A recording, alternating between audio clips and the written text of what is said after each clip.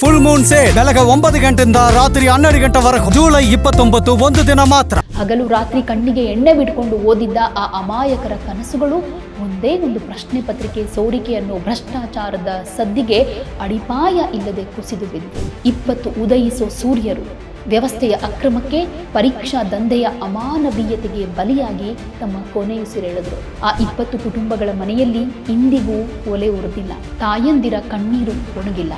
ಒಂದು ಕಡೆ 20 ಹೆಣಗಳ ಬೂದಿ ಇನ್ನೂ ಆರಿಲ್ಲ, ಇನ್ನೊಂದು ಕಡೆ ಆ ಹೆಣಗಳ ಮೇಲೆ ನಿಂತು ಕಟ್ಟಿದ ಹೋರಾಟದ ನಾಯಕರು ಪಾರ್ಟಿ ಮಾಡ್ತಿದ್ದಾರೆ.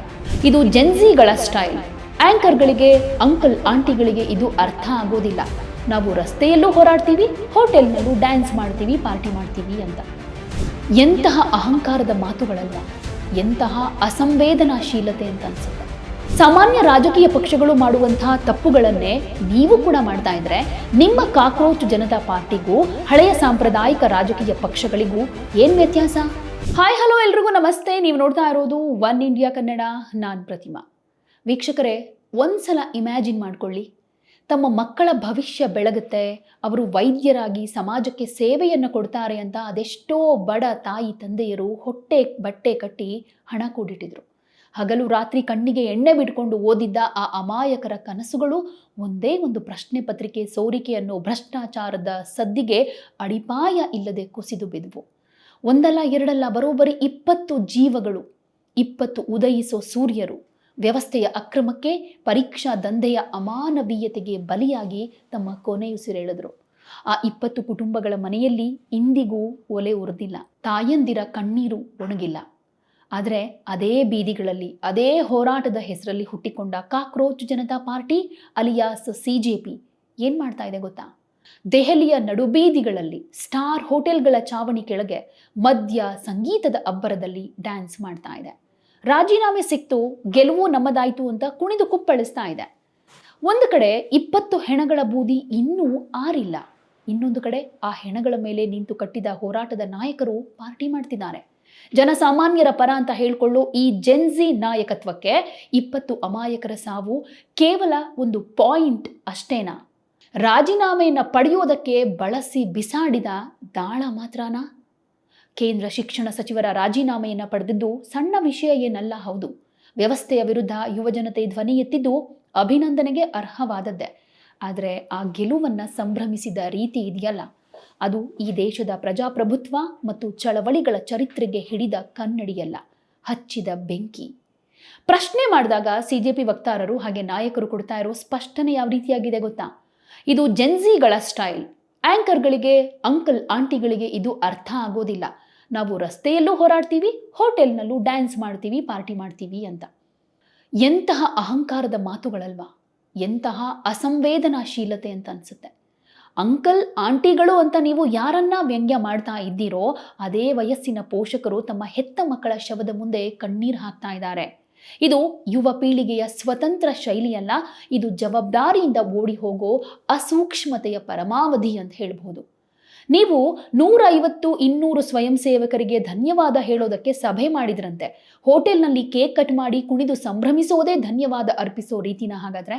ಆ ಸಂಭ್ರಮದ ಒಂದೇ ಒಂದು ಕ್ಷಣದಲ್ಲಾದರೂ ಆ 20 ಅಮಾಯಕರ ನೆನಪು ನಿಮಗಾಗ್ಲಿಲ್ವಾ?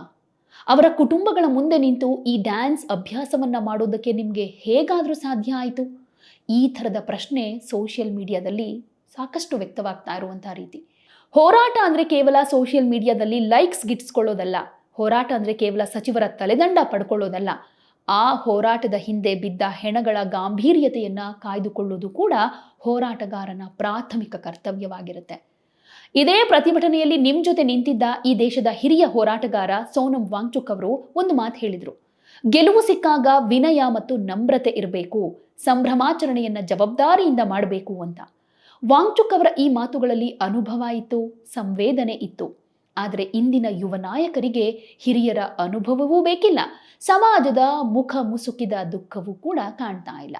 हुआ तो उसको खुशी मनाएं, मगर विजय में भी विनम्रता हो, ऐसे ना करें कि किसी के दिल को दुखे. तो इसलिए मैं यही चाहूंगा कि बड़े दिल के साथ और प्यार और मोहब्बत के साथ आगे बढ़े। बहुत बहुत आप सभी का धन्यवाद जो आप ये संदेश आगे ले जा रहे हैं। बहुत बहुत ಇಂದು ಬಿಜೆಪಿ ನಾಯಕರು ನಿಮ್ಮನ್ನ ಟೀಕೆ ಮಾಡ್ತಾ ಇರಬಹುದು, ಶೆಹಜಾದ್ ಪೂನಾವಾಲಾ ಅಥವಾ ಕಂಗನಾ ರಣಾವತ್ ನಿಮ್ಮನ್ನ ಜಿರಳೆ ಪಕ್ಷ ಅಂತ ಕರೆದಿರಬಹುದು, ಅಥವಾ ಅವರ ಟೀಕೆಗಳ ಹಿಂದೆ ರಾಜಕೀಯ ಹಿತಾಸಕ್ತಿ ಕೂಡ ಇರಬಹುದು.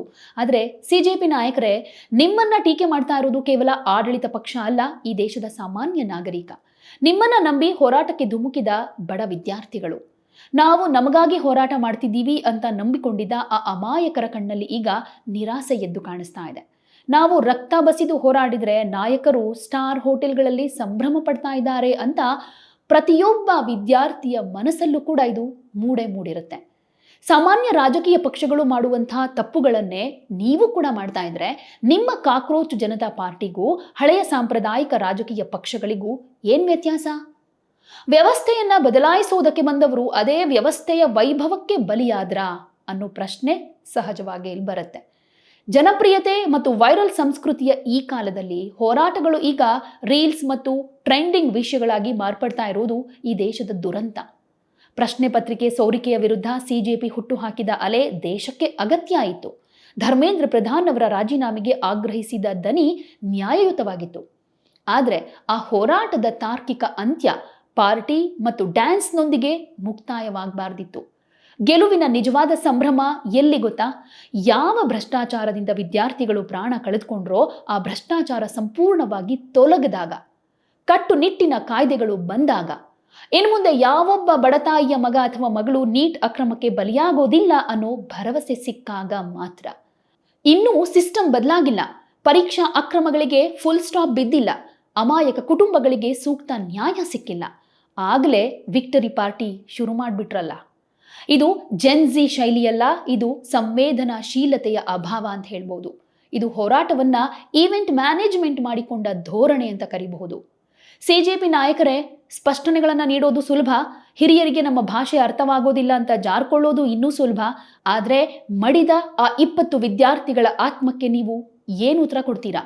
ಅವರ ಹೆತ್ತವರ ಕಣ್ಣೀರಿಗೆ ನಿಮ್ಮ ಈ ಸ್ಟಾರ್ ಹೋಟೆಲ್ನ ಡ್ಯಾನ್ಸ್ನಲ್ಲಿ ಉತ್ತರ ಇದೆಯಾ? ಜನರು ನಿಮ್ಮನ್ನ ಬೆಂಬಲಿಸಿದ್ದು ನೀವು ಹೊಸ ಭರವಸೆ ಅಂತ.